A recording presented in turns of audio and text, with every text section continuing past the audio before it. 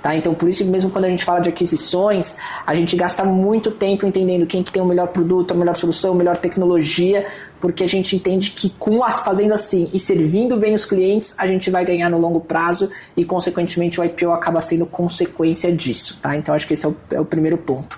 E daí, a preparação, os bastidores por trás, ele não é de um dia para o outro. Acho, na minha visão, são anos de deixar a companhia mais madura e daí em todos os processos, desde governança, desde compliance, contabilidade, controles, auditoria externas, e a gente vem fazendo isso gradativamente, sabe? Eu acho que quando a companhia tem 200 milhões de reais de faturamento, é certos investimentos que você tem que fazer. Quando ela tem 500, são outros. Quando ela tem 1 bi, são outros.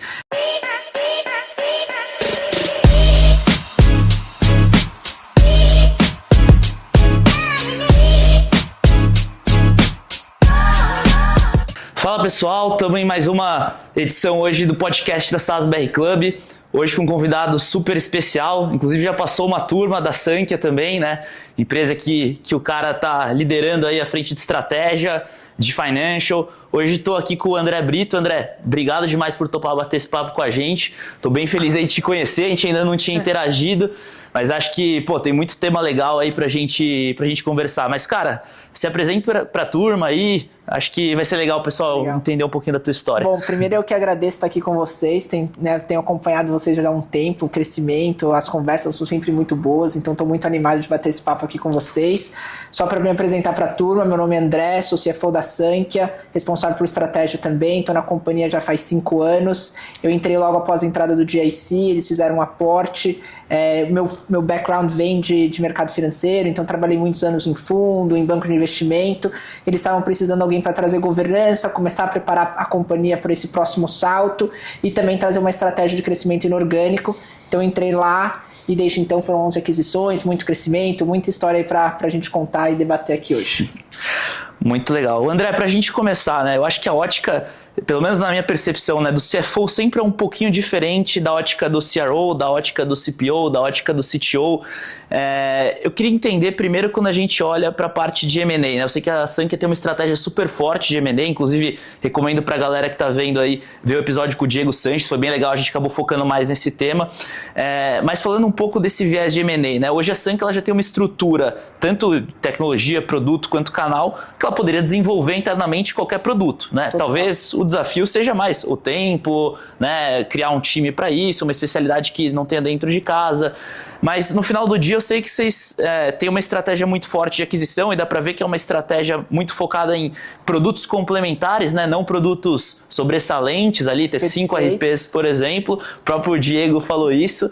Mas, cara, eu queria entender, na tua visão como CFO, né, quando você está comprando uma companhia, né, primeiro, o que te faz pensar que é melhor comprar ao invés de desenvolver? E na tua percepção, você está comprando time, você está comprando tempo, porque de certa forma, né, já tem algo estruturado, curva de aprendizado, né? Quando que você entende, além dessa tese de complementariedade de produto, que vale a pena comprar uma empresa, ou isso é uma tese realmente da Sankhya? Queria ouvir um pouco da tua percepção. Legal, bom, bacana. Bom, primeiro, eu acho que estratégia de M&A, qualquer outra estratégia, ela é viva, né? Então você vai se adaptando e refinando ela ao longo do tempo, conforme você vai aprendendo, você vai ajustando, dependendo para as nossas necessidades do momento, né? Eu acho que a discussão hoje em dia de buy ou build ficou muito mais forte, né? 3, 4 anos atrás, até 2 anos atrás, desenvolver um software, desenvolver um produto com maturidade, com volume, com qualidade, com governança, demorava muito tempo, o custo era muito alto, não era fácil vender, não era fácil go to market, e tinha que ter um know-how específico.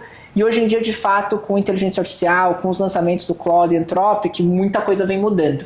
Então, hoje em dia, a gente de fato está começando, na verdade já há um tempo, debatendo muito, tá? Qual que é o risco de IA, qual que é o risco de a gente, ou qual que é o custo de a gente desenvolver isso internamente, dado que eu já tenho essa cadeia de distribuição, que nem mesmo você trouxe. Então, no passado, obviamente, a gente compra uma série de coisas, acho que o produto em si era obviamente tem o know-how do founder, obviamente tem a carteira de clientes, tem uma série de coisas que compõem quando você faz uma aquisição para trazer dentro de casa e para também acelerar a nossa entrada no mercado específico e a gente também conseguir trazer mais valor para os nossos clientes, conseguir fazer o cross-sell. Mas, de fato, de uns 3, 4 meses para cá, essa discussão ficou muito mais forte, né? Porque, bom, se é um produto muito simples, faz mesmo sentido eu gastar 30, 40, 50, 100 milhões vis-a-vis eu desmontar um produto talvez um pouco mais simples, talvez não tão profundo, mas que já tendo algumas dores e começar a vender. Então, hoje a gente está mais cauteloso, né? Eu acho que a gente está continuando fazendo investimento, continuando fazendo aquisição, mas isso virou um tema, né, dentro do processo de avaliação, qual que é o risco de disrupção, qual que é as barreiras de entrada, o custo para a gente construir do zero. Então, acho que esse é um ponto bem relevante. E o que a gente tem focado muito é produtos mais complexos, com mais integração. Então, quanto mais integração, mais difícil você replicar. E também produtos que são muito críticos para a operação dos clientes, que também não são fáceis de trocar. Então, mas de fato, eu acho que essa conversa aqui que a gente está tendo agora, para mim, 6 meses atrás, a discussão de buy era muito mais óbvia.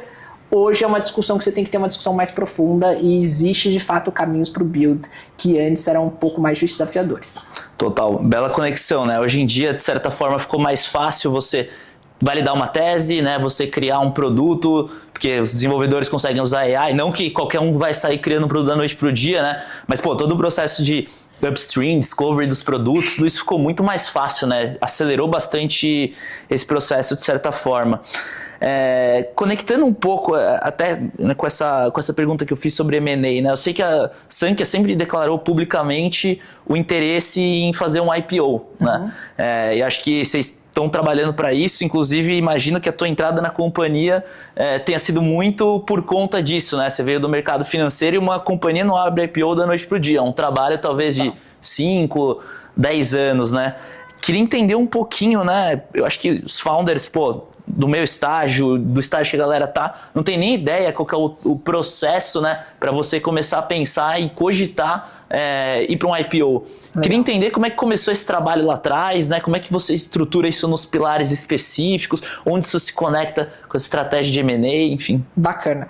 Não, olha, primeiro a gente vê o IPO muito mais como consequência de um bom trabalho do que uma meta em si. Tá? Então acho que esse é o primeiro ponto. Obviamente a gente, né, tem o desejo, a gente fala bastante sobre isso, a gente imagina que isso vai acontecer sim em algum momento, mas ele vem derivado de um bom trabalho e um dever dentro de casa que a gente vem fazendo. E qual que é esse dever de trabalho? Primeiro, a gente ter os melhores produtos e melhores soluções para os nossos clientes. A gente entende que a gente fazendo isso, consequentemente a gente vai crescer muito mais. Tá? Então por isso mesmo quando a gente fala de aquisições, a gente gasta muito tempo entendendo quem que tem o melhor produto, a melhor solução, a melhor tecnologia, porque a gente entende que fazendo assim e servindo bem os clientes, a gente vai ganhar no longo prazo e consequentemente o IPO acaba sendo consequência disso, tá? Então acho que esse é o primeiro ponto. E daí a preparação, os bastidores por trás, ele não é de um dia para o outro, acho que na minha visão são anos de deixar a companhia mais madura e daí em todos os processos, desde governança, desde compliance, contabilidade, controles, auditoria externas, e a gente vem fazendo isso gradativamente, sabe? Eu acho que quando a companhia tem 200 milhões de reais de faturamento, certos investimentos que você tem que fazer. Quando ela tem 500, são outros. Quando ela tem 1 bi, são outros. Não adianta nada você já vir cheio de processos e controles e comitês e deixar a companhia mais lenta quando não necessariamente é o estágio, não necessariamente é o momento. Então a gente vem, obviamente, todos os anos investindo mais, preparando a companhia, trabalhando, né, melhorando o processo de contabilidade, né? Quando eu entrei foi a primeira vez que a gente foi auditado, então teve que auditar os últimos 2 anos para trás, estamos auditados desde então. Daí recentemente trouxemos um diretor jurídico para melhorar o nível de governança, melhorar a LGPD, melhorar assuntos societários e assim vai para a hora que o momento for certo, tanto de mercado quanto de tamanho, daí sim a gente vai estar preparado. Quando isso vai acontecer a gente ainda não sabe, mas de certa forma tem um dever de dentro de casa que a gente precisa crescer mais, sabe? Eu acho que o principal foco ainda é crescimento. Eu acho que o mercado precisa de companhias hoje ali na casa de 1,5 bi a 2. A gente não está nesse patamar ainda, mas a gente está trabalhando para chegar lá. Então é um trabalho de formiguinha, é trabalho de anos, tá? Não é de um dia para o outro, mas a gente vem fazendo essa construção, né? Investindo em time, trazendo pessoas de mercado, para quando esse momento chegar a gente está bem preparado e não ser só usar o oba-oba do mercado, sabe? Eu acho que a gente quer chegar lá estruturado, com uma certa robustez e assim por diante. Interessante esse range que você comentou entre 1 a 2 bi de faturamento ano, né? Você estima que uma empresa que está 1 a 2 bi de faturamento com quanto mais ou menos de margem ali que seria interessante de uma linha de um IPO? Isso mudou muito também de uns anos para cá, né? Se pensar em 2021, companhias com 400, 500 milhões, até menos, estavam fazendo IPO aqui no Brasil. Esse range, eu falei de 1,5 bi a 2, é um pouco do que os bancos passam e obviamente depende do segmento, né? Acho que no segmento de tecnologia, uma empresa com 1,5 bi a 2, com 20, 25% de margem de EBITDA, eu acho que tem poucas empresas no mercado no Brasil de tecnologia que são abertas, né? Então acho que existe sim uma demanda para empresas sólidas, que tem receita recorrente tipo a gente, com uma rentabilidade bacana, com uma alocação em um ROI interessante.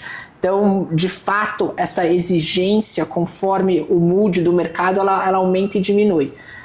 Como a gente está num momento que o mercado, né, com juros altos, juros a 15% ao ano, mercado muito incerto, né, mercado político muito incerto, com muitas mudanças, a gente subiu um pouco a barra. E a gente não tem problema, porque, de novo, a gente não tem pressa. Então, a gente continua trabalhando para chegar num patamar de tamanho que seja atrativo para o mercado. E também não é a única saída, né? Acho que sempre existe várias possibilidades, mas a gente vê isso como uma potencial, eu vejo mais como um selo de reconhecimento de um bom trabalho feito ao longo de muitos anos. E não é um trabalho que começou de 5 anos para cá, é um trabalho que é feito já há 37 anos, quase toda a história da companhia, para a gente chegar nesse patamar que a gente está hoje, sabe? Bem legal esse ponto dos 37 anos. Quando eu conversei com o Felipe, ele contou um pouquinho da trajetória, né? Aquele nível que ele tinha uma empresa e nem sabia se tinha concorrente, porque nem tinha internet direito, né? História muito legal. Recomendo pra galera também depois procurar esse episódio. Sobre essa questão de janela, né? Faz uns 2 meses atrás eu estava na Califórnia, né? Num evento chamado Sastra, acho que você deve conhecer. Conheço, foi uns 2 anos atrás. Legal. Uma turma de todas as empresas que a gente investiu, foram vários Foi todo mundo. Foi todo mundo, muito legal. Muito bons os aprendizados que a gente teve lá. Legal. Uma coisa bacana que eu escutei há uns 2 meses atrás, quando eu estava lá, foi que se diz por ali que deve abrir uma nova janela para grandes M&As, grandes IPOs, novas rodadas, né, no mercado, muito por conta agora da consolidação dos cases da AI, né? Antes estava um negócio meio incipiente, vai dar case, não vai dar, agora as empresas grandes estão numa corrida também de embarcar AI dentro dos produtos. Você imagina que isso vai refletir no Brasil também, ou você imagina que aqui, por conta do juro, cenário político, a gente não tenha esse bom tempo, vamos dizer assim? O cenário macro é uma coisa que nenhum economista consegue acertar muito bem. Eu gosto até de evitar entrar muito nesse lugar. Eu acho que a gente foca muito mais no que está no nosso controle para a gente executar bem o nosso crescimento, porque como a gente atende grande parte da economia, pequenas, médias, grandes empresas, indústria, serviço atacado, o que acontece no macro, obviamente sempre tem um impacto no nosso negócio, mas a gente tem muito espaço para a gente crescer independente do que acontece. Obviamente, o Brasil acaba sendo um reflexo lá de fora. Se o mercado nos Estados Unidos está indo super bem, está tendo vários IPOs, tende a refletir mais positivamente aqui também, e daí pode ou não criar janelas. Mas o mercado dos Estados Unidos é muito mais maduro. Você já teve alguns IPOs nos últimos anos, e agora com o SpaceX e com o próprio Claude, próprio Anthropic e o ChatGPT, né, todo mundo querendo, né, abrir mercado agora nos próximos meses, cria já uma nova abertura nos Estados Unidos. Quer dizer que vai acontecer aqui no Brasil? Não sei. E eu acho que talvez não necessariamente, porque de fato existe uma muito diferente, né? Os dois mercados em termos de maturidade, de liquidez, de capital, acessibilidade. Então, existe uma correlação, mas ela é muito diferente.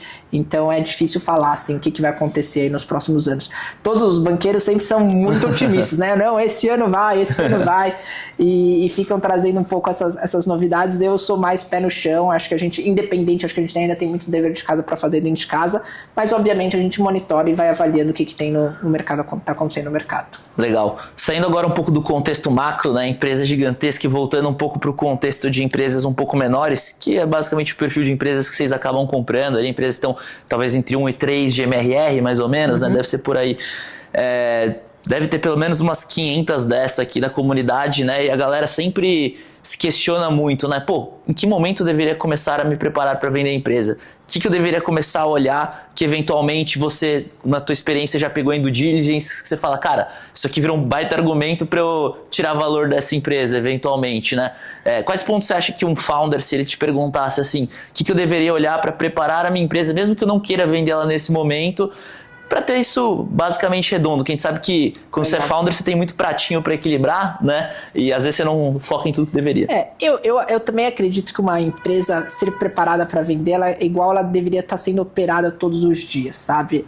Eu não acho que você deveria estar preparando ela para uma janela, uma oportunidade ou um momento específico. Eu acho que esse trabalho ele também é um pouco meio que desde sempre assim. Coisas que eu acho que fundadores e empresários têm que ter muito claro. Primeiro, quais são os seus diferenciais? Eu acho que gastar um bom tempo ali em produto, na tecnologia, para conseguir assegurar que você tem algo diferente que ninguém tem no mercado. Acho que esse é o primeiro ponto. Segundo ponto, ter clareza do go-to-market e como você vai escalar o seu negócio. Eu vejo às vezes tem muitos fundadores que estão muito mais focados em produto ou outros são muito mais focados em comercial. Eu acho que tem que ter esse equilíbrio dos dois pontos, porque um acaba dependendo do outro e na verdade um investidor, independente que seja estratégico ou financeiro, ele vai estar querendo olhar primeiro como que vem seu crescimento ao longo do tempo. Eu acho que esse é o primeiro fator, né? Ninguém investe em empresas que não estão crescendo. Acho que esse e o valuation, as métricas de valuation mudam muito se a companhia está crescendo 50, 40, 30 ou 20. Isso é o primeiro fator, é o fator mais relevante. A segunda coisa que eles vão olhar é se você está retendo os seus clientes. Um churn muito alto exige mais crescimento, mais capital para você conseguir manter essa taxa de crescimento. Se você tem um bom produto e serve bem e é uma dor crítica do cliente, a retenção tende a ser um pouco melhor. Obviamente depende um pouco de vertical, de segmento, etc. Mas tende a ser um pouco melhor. Consequentemente, essas duas coisas tendo forte, o seu MRR cresce e você tem uma história boa para contar. E eu acho que o terceiro à frente, que eu acho que é um ponto bem importante, é que tipo de parceiro ou investidor você quer e por qual o seu momento, né? Eu acho que você saber se você quer capital ou se você quer um parceiro estratégico, por que você quer vender esse momento, eu acho que essa maturidade é muito importante para você ter clareza antes de conversar com qualquer um. Porque se você chega, não sei, tô aqui e tal, tô testando o mercado, eu acho que passa uma mensagem equivocada. Olha, não, tem um plano de crescimento muito claro, olha, a gente já tem clareza aqui qual que são os nossos concorrentes, qual que é o meu mercado, qual que é o potencial que eu tenho, eu preciso desse capital, com esse capital eu vou conseguir crescer aqui. Essa clareza dá confiança para qualquer tipo de investidor, tanto estratégico quanto financeiro. Então, para mim, eu acho que são pontos ali que o fundador tem que ter sempre em mente quando for conversar com qualquer potencial investidor. Eu acho que se der uma última dica, eu acho que é sempre bom ir conversando e conhecendo também os diferentes perfis, porque eu acho que um investidor, você meio que só traz quase uma vez na vida, assim, né? Tipo, depois que você traz, é um casamento, não é fácil trocar, então você entender que tipo de sócio você quer ter para diferentes fases do seu negócio, eu acho que é importante. Não acho que é uma coisa que você conhece de um dia para o outro. Eu acho que é um processo que você tem que namorar, você tem que conhecer, tem que ter maturidade para fazer as coisas com calma e não quando você está precisando de capital ou não quando você não tem mais saída. Se você só vai conhecer potenciais sócios ou investidores quando você já está numa situação não tão boa, obviamente você não vai ter leverage de negociação nenhuma, você vai estar mais desesperado, você vai pegar o primeiro cheque que aparece e provavelmente não vai ser o melhor negócio. Então acho que essas normalmente são as dicas que eu deixo, assim, sabe?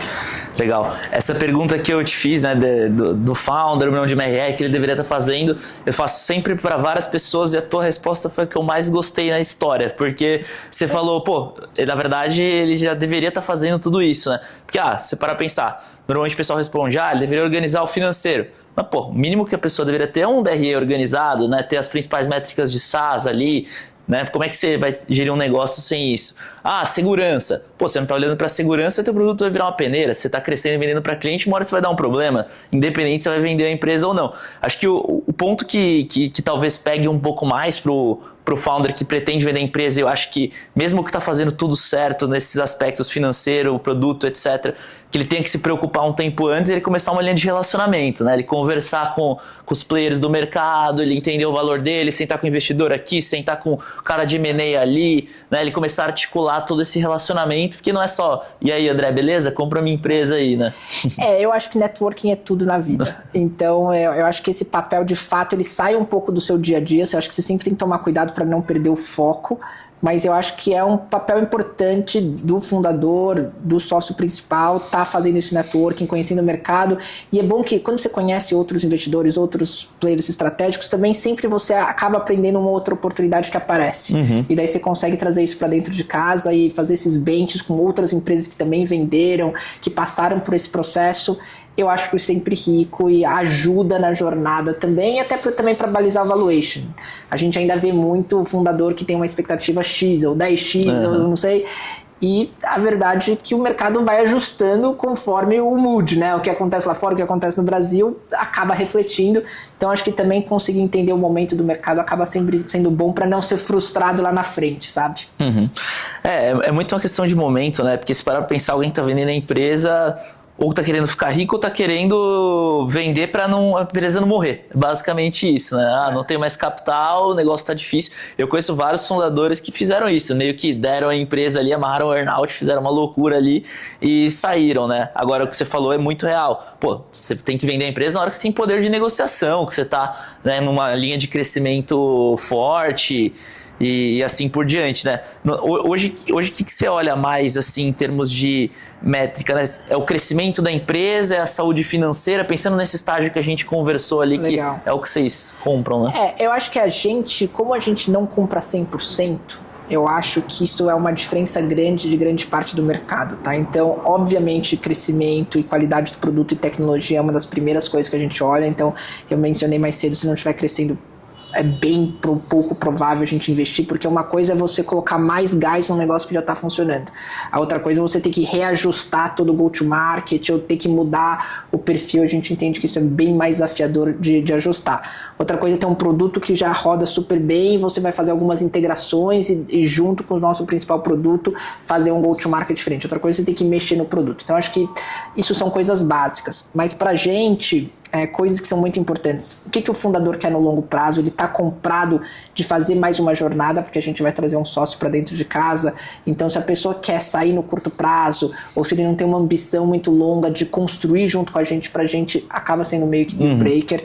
Segundo, a gente gasta muito tempo com cultura. A gente é muito preocupado de trazer as pessoas que pensam de uma forma parecida com a gente, que quer construir, que quer deixar um legado no mercado, que quer ter impacto. E, de novo, isso não é para todo mundo, né? E tá tudo bem, só que quando não é pra eventual esse fundador XY, também não é pra gente. Então a gente gasta um bom tempo conhecendo, entendendo, porque no final a gente vai viver o dia a dia pros próximos anos, e não tem um prazo, não é 1, 2, 5, é um prazo indeterminado, até eventualmente ter um IPO, ter um evento de liquidez. Como a gente não sabe quando isso vai acontecer, a gente tem que estar disposto a conviver com esse founder por muito tempo. E também, de novo, isso não é para todo mundo, mas aí esse relacionamento acaba sendo bem importante. Então, normalmente a gente olha a fundo essas outras coisas, além, obviamente, das métricas financeiras, LTV, CAC, tudo isso, mas isso meio que é o arroz e feijão, podemos dizer assim, que todo mundo olha. Eu acho que no nosso caso a gente gasta mais tempo conhecendo e para os dois lados, tá? A gente fala que uma transação boa, ela tem que ser boa para todo mundo. Principalmente como ele vai ser meu sócio, eu não quero que ele venha e esteja insatisfeito com alguma coisa. Então, a gente tenta ser o mais transparente possível. Quer conhecer todos os meus fundadores, CEOs que estão aqui? Fique à vontade de conversar. A gente funciona assim. A gente 100% transparente e abre tudo para ele saber onde que ele está entrando. Sim.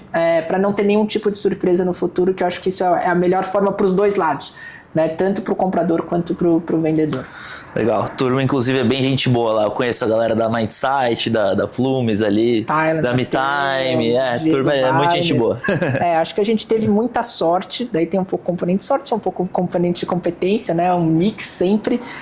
De conseguir trazer pessoas que pensam diferentes, que agregam. E, de novo, são perfis cada um muito diferentes, mas a gente conseguiu construir uma cultura única onde está todo mundo querendo construir algo diferente para o mercado. E eu acho que isso também acaba um ajudando o outro, né? Um é melhor no comercial, outro é melhor em produto, outro é melhor em A, outro é um pouco mais estratégico. E essa troca acaba sendo muito rica, e eu acho que foi uma das coisas que fez a gente ter sucesso aí ao longo dos últimos anos.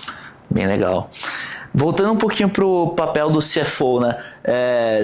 Normalmente as áreas de, entre aspas, back-office das empresas, quando a gente fala de financeiro, RH, administrativo, né, jurídico, galera normalmente, né, o pessoal de vendas ali tem uma rixa com essas áreas naturalmente, né?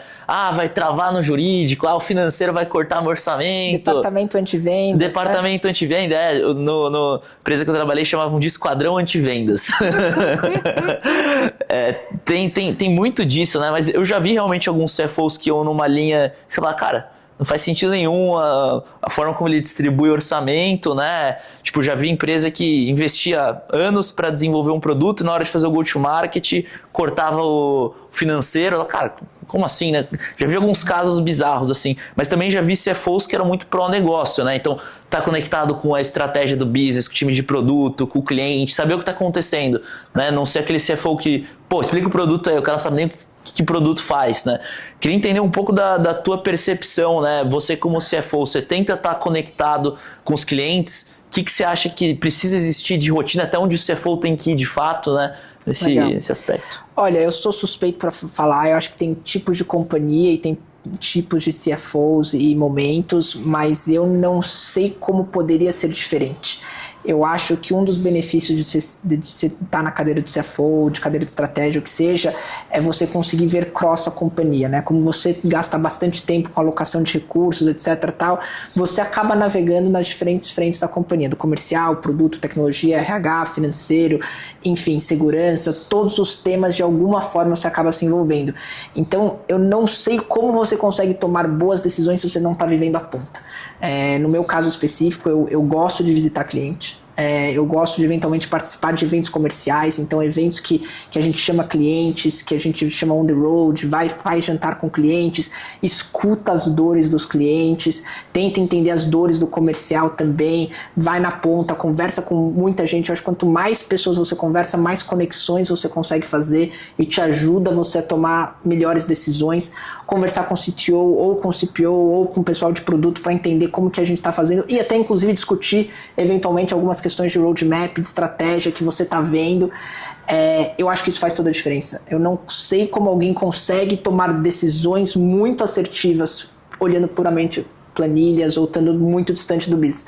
É claro que dá, mas obviamente você vai acabar tomando um input muito mais do CEO ou do comercial, etc. Eu acho que se você quer de fato agregar valor, você tem que estar entendendo o que está acontecendo na ponta para conseguir ajudar, de fato, né? E ajudar a tomar as melhores decisões e trazer informações. Obviamente não dá para você só viver na ponta, então você tem que encontrar esse equilíbrio. Eu gosto de participar dos grandes eventos que a gente faz também, enfim, entender os concorrentes, ir em eventos de concorrentes também. Eu acho que tudo isso vai te trazendo uma visão cada vez mais ampla para você conseguir conectando as coisas, e essas conexões ajudam a gente a tomar melhores decisões, melhores questões de alocação de recursos, conseguir validar ROI e ajudar a maximizar o crescimento da companhia. Entender as dores que a gente tem, os gaps, isso ajuda também. É o principal filtro do M&A, né? Então, da onde que vem as oportunidades e o nosso pipeline do M&A? Vem do comercial, vem das dores dos clientes, né? Você escuta, a gente faz pesquisa com os nossos clientes, faz pesquisa com a base comercial, o que a Sankhya deveria ter que ainda não tem. A gente pega essa lista, pega as top 10 dores e daí vai para o mercado. Essa aqui eu já tenho, essa aqui eu já tenho, essa aqui vamos encontrar uma empresa que ajuda a complementar, e assim que a gente foi construindo o nosso atual portfólio. Então vem da ponta, não vem a gente sentado numa mesa discutindo estratégia muito longe da realidade, sabe? Então, para mim, eu acho que faz diferença e eu acho que ajuda você tomar decisões mais rápido também, sabe? Uhum. Quando eu joguei no grupo que eu ia fazer um episódio com você, eu falei pra galera, tem alguma pergunta que vocês querem que faça? E essa eu lembrei agora, e o CFO normalmente ele tem que trazer decisões difíceis pra mesa, né? Então, eventualmente ele é o que vai chegar e vai mostrar pro time de CS, time de produto, que tal BU não está dando resultado e talvez seja melhor descontinuar um produto, né? Ele vai trazer que eventualmente o time de marketing não está conseguindo, né, retornar o CAC ali versus LTV que deveria. Muitas vezes ele pode acabar sendo o mensageiro do apocalipse, apesar de eu achar que todo mundo, né, em nível de cadeira de VP esse level deveria conseguir ter uma visão, né, sobre essa ótica macro do business. Mas, né, um desafio muito grande você vai falar que vai descontinuar um produto para o time de CS, ele vai tomar esse churn, ele vai falar, não, meu interesse não é tomar churn, dane-se a companhia, entre aspas, né? O time de vendas, o time de marketing talvez fale a mesma coisa. Eu tenho 10, 20, 40 vendedores, mas a performance deles está média, mas eu não quero perder vendedor. Como é que você recomendaria para os mensageiros do apocalipse conseguirem mostrar que algumas decisões difíceis são importantes para a empresa? Eu acho que vem com cargo, né? Acho que a gente tem que saber falar não e ter que ter conversas difíceis faz parte. Acho que vem, não tem muito como fugir. Eu pessoalmente gosto muito de trazer racional e visão e estratégia. E eu gosto muito de colocar, eu no seu lugar tomaria essa decisão. Ou do jeito que eu tô vendo essa forma, pensa aí o que você acha que a gente deveria fazer. Eu acho que você chegar com decisões tomadas tendem a ser pouco efetivas. E eu acho que o segundo trabalho, que é um trabalho também muito longo, e obviamente não é só do CFO, da companhia toda, é um trabalho cultural de construção, isso ao longo de vários anos, de você construir uma empresa de empreendedores que de fato donos, que pensam como donos, que sentem como donos e vão estar sempre tomando as melhores decisões que são para a companhia e não necessariamente para a sua área. Então às vezes eu falo, não, quando as pessoas vieram, isso a gente conseguiu matar na companhia, mas quando eu entrei tinha um pouquinho disso ainda. Não, mas aqui já está no orçamento. Não, esquece que já está no orçamento, não importa se está no orçamento ou não, a gente só deveria investir se faz sentido para o atual momento da companhia. Se você já tem ou não tem orçamento, não é necessariamente relevante. É relevante sim. Isso é algo que vai dar retorno para a companhia no curto, médio e longo prazo? Legal, vamos fazer. Não só vou gastar porque estava no orçamento. Eu acho que esse mindset é algo que você consegue fazer isso ao longo do tempo. Você cria uma companhia, porque com uma pessoa, não um CFO ou mesmo só os diretores vão conseguir tomar todas as decisões. Lembra que a gente tem 2.000 colaboradores, a gente tem que estar todo mundo pensando assim para de fato a gente conseguir ter uma companhia que está sempre preocupada em tomar as melhores decisões, melhores investimentos, porque você não vai conseguir participar de todas as decisões de todos os fornecedores que você contrata no dia a dia. Então você tem que partir da premissa que as pessoas vão estar tomando as melhores decisões e você trazer inputs para as grandes macros decisões, porque as micro decisões você também não vai conseguir chegar lá nesse micro de detalhe. Legal. Uma coisa que me surgiu aqui, né? O que eu ia te perguntar era o seguinte: que momento que uma startup, né, uma empresa, ela deveria parar de focar em queimar, talvez, e focar em gerar caixa, em gerar resultado? Talvez você fale, depende, você quer captar, você quer vender, né? Acho que tem vários aspectos que estão por trás disso. Mas o grande ponto que eu queria ajustar essa pergunta é a seguinte: como é que eu consigo provar que eu tenho controle da queima de caixa? Porque uma coisa é você chegar para um investidor, você está querendo captar, por exemplo, você está queimando já de uma rodada anterior, ou whatever. Você mostrar para ele que você está queimando, né? Mas você não conseguir provar que você não tem o menor controle daquilo, que se em 3 meses você não tem a capacidade de ajustar, porque aquilo é um custo core, e se você cortar aquilo acaba a empresa. Como é que você estruturaria isso? Como é que você prova que você tem um controle da queima do caixa da tua empresa? Esse equilíbrio ele é muito desafiador, e eu acho que ele é mais desafiador quando você está queimando caixa, né? Eu acho que depois que você já está num nível de maturidade onde você está gerando caixa, a discussão é: esse caixa que você está gerando, faz sentido você acumular esse capital e ter uma X margem, 10, 15, 20, 25%, ou vale a pena você pegar essa margem e investir de novo no negócio, tá? E eu acho que ter esse controle na sua mão faz muita diferença. De novo, você nunca controla muito bem o top line, né? Então a gente às vezes faz investimento, né, com uma certa aposta que o crescimento vai vir.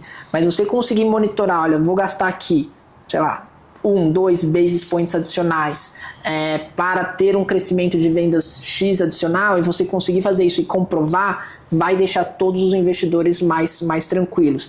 Você está num momento de caixa mais apertado, você conseguir segurar um pouco os custos, ou segurando um pouco contratações, ou eventualmente segurando mérito, porque normalmente principalmente empresas de tecnologia software, o principal custo é pessoas, né?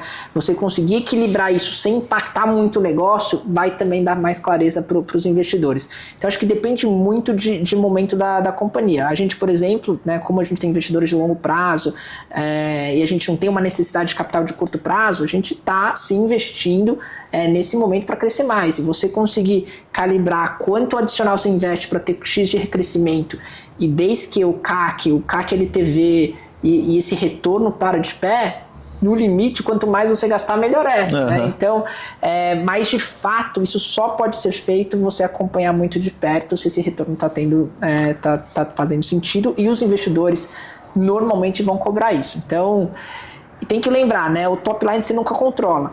Né? A única coisa que você controla é custo, de fato. Então, você sempre ter um olhar para custos, eu acho um ponto importante. E custo é aquela coisa, né? Sempre aumenta, então você sempre tem que estar monitorando, sempre procurando otimização, independente do tamanho da companhia. Obviamente, ordens de grandezas diferentes, etc., mas é algo que otimização sempre vai ter em qualquer companhia, e você nunca pode deixar. Se parar de olhar, o custo cresce e daí você vai ter que fazer ajustes. Então, acho que fazer esses ajustes, estar monitorando constantemente, é muito melhor do que você ter que chegar um dia e falar, não, vamos cortar 10% da força de trabalho, 15%. Eu acho que esse caminho é sempre muito ruim, então é melhor você estar sempre atento e trabalhando com conselho, assegurando que a estratégia da companhia reflete nos resultados que você tá tendo. Legal. A turma do BTG sempre fala, né, que custo é igual unha, tem que ir cortando sempre. Eu acredito um pouco nisso, assim, e não é cortando, é você monitorando para ver os gastos, porque assim, a companhia vai crescendo, sempre vai construindo outros custos adicionais. Você tem que validar, faz sentido a gente continuar investindo nisso, isso está dando esse retorno, ou eu fiz esse investimento em marketing por 2, 3 anos, faz sentido eu continuar por mais 2, 3? Então, acho que não é cortar por cortar, eu acho que é monitorar, avaliar o retorno que você está tendo e ver se ainda faz sentido para o atual contexto da companhia, porque também muda, né? Eventualmente você está fazendo um investimento para o contexto atual da companhia, eventualmente a companhia está em outro contexto, e daí você tem que avaliar se esse investimento de branding, ou de liderança, ou de treinamento, etc., faz sentido, ou a gente vai ter que dobrar isso, ou ajustar aqui. Então, normalmente não é necessariamente cortar, é uma realocação que você está tirando eventualmente de uma área e colocando em outro lugar, sabe? Legal, bem interessante essa visão. Eu também, como founder, né, eu sempre tento pensar que é como se fosse uma pipa. Às vezes dá um pouco de linha, às vezes volta. Segura. Né? Tem que ser um pouco assim. Em vários momentos a gente já, vamos tentar vamos ver se a gente consegue break-even, começar a gerar, agora vamos acelerar. E acho que tem um viés também, né, quando você vai falar com o investidor, de tipo, uma coisa é você botar combustível em algo que já funciona, outra coisa é você pegar dinheiro e fazer algo que você nunca testou. Tipo, é igual eu chegar e falar assim, ô André, preciso de dinheiro aqui agora porque eu vou fazer uma expansão para a Alemanha. Nunca fui para a Alemanha, não validei meu produto. Outra coisa é você já ter uma máquina de vendas que você praticamente sabe que se você botar combustível, você vai conseguir gerar um retorno, né? Então, também acho que tem um pouco disso, né? Em alguns momentos que você vai ser mais agressivo, talvez você tenha que ter essa consciência do quanto que você vai botar em risco, quanto que você não vai, né? Esse exemplo de expansão internacional eu coloquei porque eu já vi várias empresas pegando grana para fazer expansão internacional e sendo que pisou 3 vezes lá fora e aí percebe que o negócio não é bem assim, né? É sempre mais complexo e mais difícil do que a gente imagina, né? Acho que principalmente internacional, quando você ainda não tem marca, não tem penetração, não tem força de vendas, não conhece os concorrentes locais, eventualmente tem dinâmicas culturais que são diferentes. Então, eu acho que qualquer expansão que você não tem um controle melhor, e daí eu acho que eu penso sempre em proporção do tamanho do investimento que você está fazendo vis-a-vis risco e retorno, né? Se é um pedaço pequeno do seu bolo como um todo, que eventualmente você pode errar e não vai fazer uma diferença muito grande para a companhia, é mais ok você tomar, porque você nem sempre vai ter todas as respostas. Eu acho que você sempre vai ter que tomar decisões com as melhores informações que você tem, sem ter todas as respostas. Mas se é um pedaço menor, eu acho que faz mais sentido você arriscar, tanto para o desenvolvimento de produto, quanto para uma expansão comercial. Não dá para pegar toda a sua estratégia de crescimento e colocar em algo que você ainda não tem certeza. Então, por isso que, às vezes, colocar um pezinho, começar devagar, conhecer o mercado, a gente faz algumas estratégias assim, para ir conhecendo, e a hora que a gente, por exemplo, quiser fazer uma expansão Latam ou maior, a gente já ter tido alguns aprendizados e não tá começando do zero, que daí o risco, de fato, é muito maior. Legal. existe o custo controlável e o custo incontrolável. Daí queria entender, da tua visão, qual que é o custo que você acredita que ele é o mais perigoso. Vamos supor, você vai comprar uma empresa. Exemplo, era DI agora. Pô, era DI, tá todo mundo consumindo token feito maluco. Em tese, tá dependendo dos modelos, né? Sim. Pô, você acha que o custo de tecnologia ele é muito crítico? Ou é mais crítico, por exemplo, o custo, pô, eles têm um CAC muito alto, a máquina de vendas precisa de muito dinheiro para conseguir dar retorno, é uma indústria de queimar... Quais dessas variáveis você acha que é mais sensível quando você está avaliando, né? Ou enfim... eu acho que a maioria dos custos eles são controláveis, né? Eu acho que, por exemplo, quando ao meu ver, companhias que para mim é um ponto de atenção muito grande, quando o churn é muito alto, porque conforme a companhia vai crescendo, a base, o MRR é maior, e seu churn, sua taxa fica a mesma, o volume que você vai ter que crescer e de vender, ele acaba sendo muito mais alto, né, para você manter a mesma taxa de crescimento. Pensa se você tem um churn de 2% numa base de 1 milhão, ou você tem 2% numa base de 100 milhões. A sua necessidade de máquina de vendas acaba sendo muito maior. Então, companhias que têm um churn muito alto, eu acho que é sempre desafiador, porque você vai ter que sempre investir muito em crescimento. E eventualmente isso pode não parar de pé. Então, uma das coisas que a gente olha muito é exatamente quanto stick é o produto, porque no final, uma companhia com um produto stick, que é bastante nosso caso, principalmente nosso core business, o RP, Folha, enfim, independente dos produtos, ele acaba, é difícil o cliente trocar e consequentemente você vai empilhando receita, então mesmo que eventualmente seu custo comercial por um tempo é mais alto, no longo prazo ele tende a se pagar e você não tem que estar sempre remando. E daí tem perfil de clientes, né? A gente foca muito em middle market, empresas médias, consequentemente também o tempo de vida com o cliente ele acaba sendo maior e obviamente tem que trabalhar as outras frentes, né? Retenção, estar próximo do cliente, escutar o cliente, escutar as dores para evitar que ele saia, porque normalmente, independente da companhia, o CAC é relevante.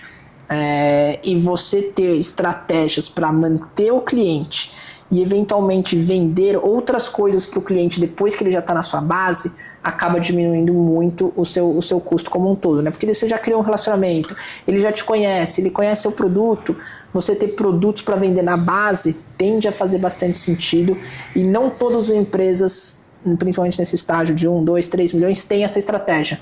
Normalmente acaba, né, tendo muita venda digital, acaba tendo um certo distanciamento do cliente. Eu acho que essa aproximação do cliente é uma forma de você aumentar a retenção e eventualmente fazer vendas no upsell e consequentemente acaba sendo uma das vendas mais baratas que dá para fazer. Legal. Uma coisa, enquanto você estava falando, me veio em mente aqui que um dos ativos que o mercado SaaS sempre foi interessante foi a questão da previsibilidade e da recorrência, né? Então, pô, você tem contratos recorrentes, você vai empilhando receita, por isso que o churn, inclusive, é tão importante. Só que muito tem se falado de agentes de AI, Task as a Service, Success Fee, sei lá como é que estão chamando todos esses pontos. E eu queria entender um pouco da tua visão. Obviamente ninguém fez esse movimento da noite pro dia, né? Quero ver quem vai ser o primeiro que vai falar assim, não quero mais MRR fechadinho, agora quero só pelo sucesso do cliente. Queria entender como é que você está olhando para isso, principalmente porque eu sei que tanto a Sankhya quanto outros players de RP estão numa linha de criar agentes sobre essa base de dados valiosíssima que vocês têm, né? Como é que você está pensando isso?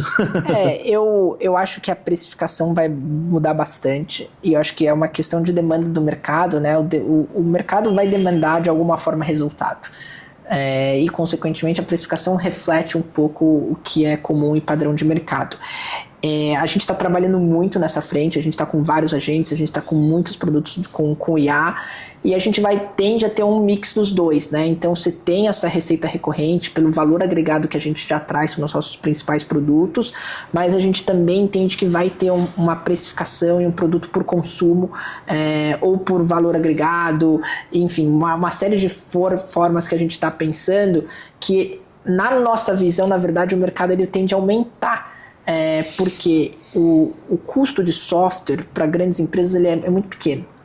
E a gente conseguindo trazer agentes que vão conseguir facilitar a vida e eventualmente executar algumas tarefas para o cliente, tem ainda um layer adicional de valor. Então a gente vê isso como um mercado bem relevante. Eu acho que a gente está trabalhando muito nisso, a gente está testando algumas formas diferentes de precificação. Eu não acho que a receita recorrente morre, na verdade você tem uma receita recorrente mais uma receita de consumo. E por isso que eu acho que a gente tende a se beneficiar bastante disso nos próximos anos. Muito legal esse ponto que você comentou no final, né? Que você vai ter uma receita recorrente mais uma receita de consumo. Eu concordo muito, porque se parar pra pensar, né? Historicamente, se a gente for botar um número, sei lá, dentro das empresas, 20% do orçamento é tecnologia, 80% é pessoas, né?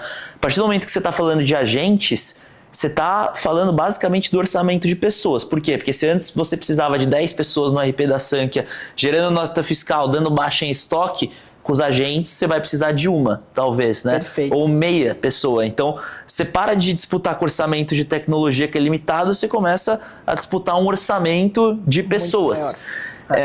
E eu acho que essa análise ela é importante. Eu tô vendo em umas discussões que eu tenho com os founders, a galera se perdendo um pouco nessa linha. Então, para mim, se não existe task, se não existe tarefa, se não é sobreposição da tarefa humana, talvez ela deveria seguir no modelo recorrente, um platform fee, que controla esses dados, né? Então não é que da noite pro dia, sei lá, você tem um software de Kanban lá que você joga de um lado pro outro, jogou pro lado, bilhetou um negócio. Não é assim, né? Talvez, no caso da Sankhya, você tenha que ter ali uma estrutura no RP de dados que tem uma receita recorrente e você vai contratando agentes como se fossem pessoas e conforme eles vão entregando as tarefas, você vai bilhetando, né? Talvez seja nessa linha. Eu acho que nessa linha e também a gente vai começar a cobrar por integrações também, porque eu acho que a gente vai ter no mundo que a gente está vivendo cada vez mais plataformas sendo integradas com os nossos core business, com a nossa principal plataforma, e daí a gente cobrar ali por consumo dos nossos APIs, também é um outro caminho que a gente tá indo.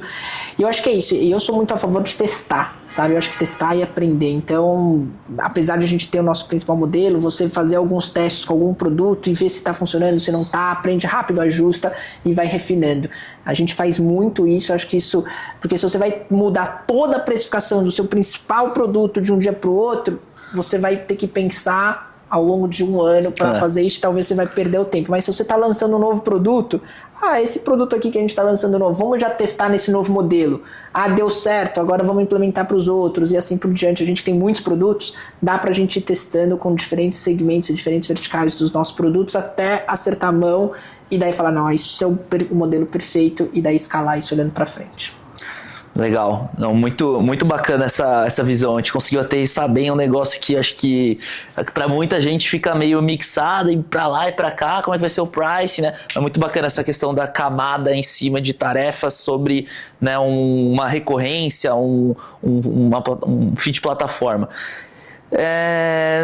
Acho que mais um ponto que eu queria saber, né? E aí talvez seja um tiro pela tua própria culatra você responder isso, mas quando você vai analisar um valuation de uma empresa, né? Que o founder, na verdade, que o founder deveria estar pensando desde já para aumentar o valuation dele? Porque eu sei que, por exemplo, vocês não gostam, mercado, se uma empresa tem uma camada de serviços, esquece, eu já vi muito SaaS se maquiando de SaaS, mas no final tem uma camada de serviços gigante. Já vi SaaS que tinha uma camada de educação e aí colocava isso como receita de SaaS e, não é bem isso que acontece. Queria entender quais são os maiores ofensores na tua percepção, né, e que talvez os founders deveriam prestar atenção. Eu falei que é um tiro na culatra porque, obviamente, você quer ter poder de negociação e essas são as coisinhas que você possa trazer na mesa, né? Não, mas eu acho que, assim, independente da negociação, eu acho que a gente quer ser justo, sabe? Então, não é que a gente quer ganhar com assimetria de informação de nenhuma forma. E eu acho que também essas companhias que tentam falar que serviços é receita recorrente, etc., o investidor tende a ser qualificado e vai conseguir ver isso e precificar isso, se tem um custo direto de alguma forma envolvido, que eu acho que essa é a grande diferença. A questão, obviamente tem a questão de recorrência e não recorrência, mas a questão é escalável ou não, ou se eu vou ter custos que são escaláveis. Por isso que a grande diferença é receita de serviços, normalmente você tem um custo de serviços que acompanha isso, e daí você não vai conseguir ter essa rentabilidade no longo prazo, por isso que tem uma precificação diferente do que uma receita de serviço normal versus software. Então acho que essa é a grande diferença. Pra gente, é uma combinação, né? Foi um pouco do que eu falei, né? Qualidade do time, crescimento, rentabilidade, diferencial, potencial do mercado, também é importante, barreira de entrada.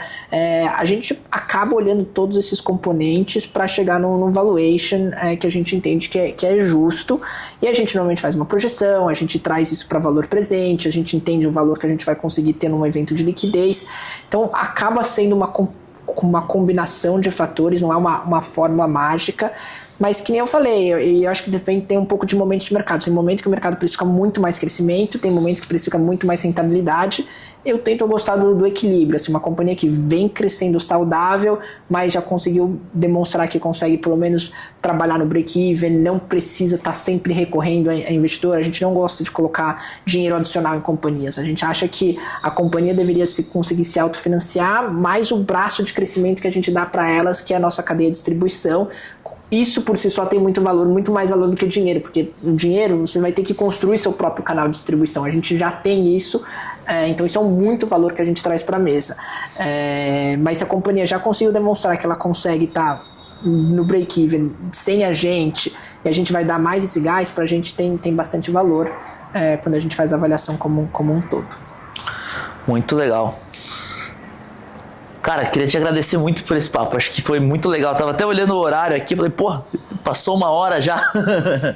Achei que foi muito legal, a gente passou por vários temas, assim, acho que essa questão do M&A é muito legal escutar a tua ótica como comprador e também te fazer as perguntas pro lado do founder, acho que isso agrega bastante, o pessoal fica muito perdido nesses pontos. A gente falou também sobre a questão de influenciar, né, ser o mensageiro do apocalipse de uma maneira que, pô, beleza, vem cá, às vezes não é interessante para tua área, mas precisa ser interessante para o business. Acho que isso é um ponto legal.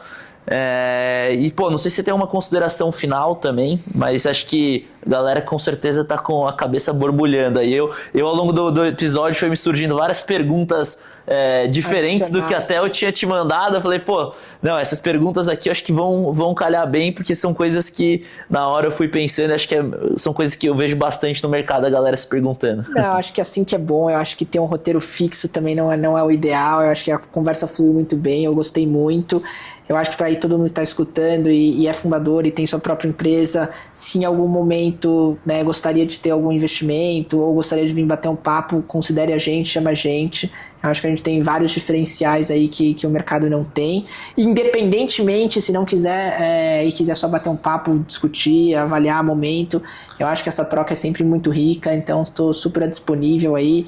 Mande uma mensagem, vamos bater um papo. Acho que tem uma coisa que eu acho que é muito importante, que a gente nunca sabe todas as respostas. Eu acho que muito mais no dia de hoje, onde muitas coisas estão mudando muito rápidas, os planejamentos de longo prazo deixam de existir, você tem que começar a ter planejamentos mais de curto prazo.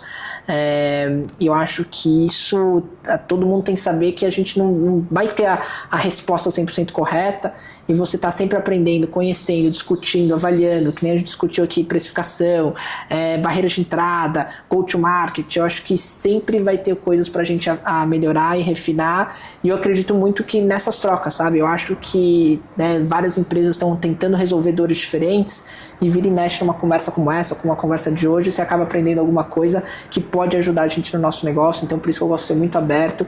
Quem quiser, fique à vontade de entrar em contato pra gente bater um papo. Sensacional, André, obrigado. Valeu, Matheus. E pessoal aí que nos assistiu, quem gostou desse episódio, não tem como não gostar, né? Mas dá um like aí, já se inscreve no canal. Toda semana aí a gente solta uns 2, 3 desse aí, e vamos nessa, até o próximo. Valeu, pessoal.